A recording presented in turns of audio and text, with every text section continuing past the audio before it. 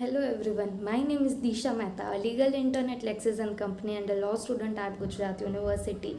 And today we are going to discuss the remaining case laws or the landmark judgment of the contract law.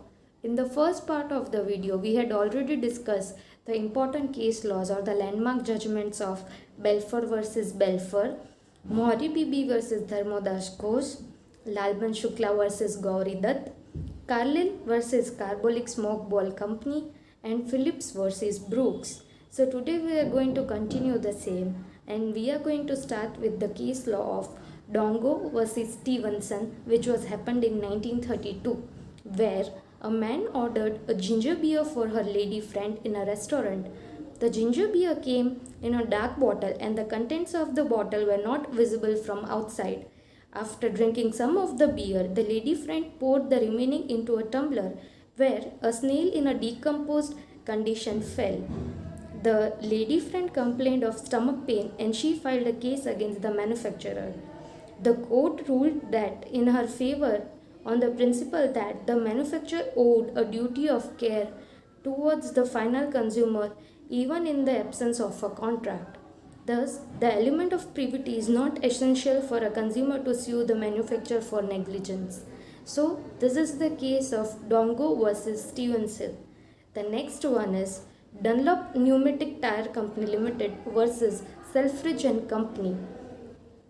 Here, the plaintiff company sold tires to Dew and Company with an undertaking that they shall not sell the product to anyone below the list prices.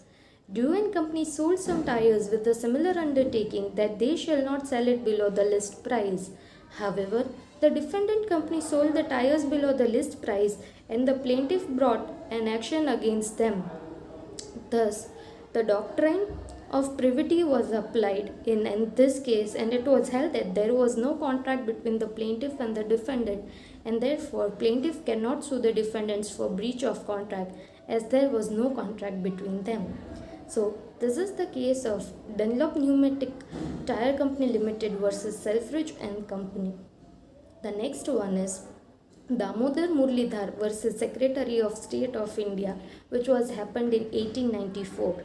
Here, government carried out some repairs in the irrigation tank, in the benefit of which was enjoyed by the villagers as well as some zamindars. The repairs made by the government was done for its preservation and was a result of non-gratuitous act.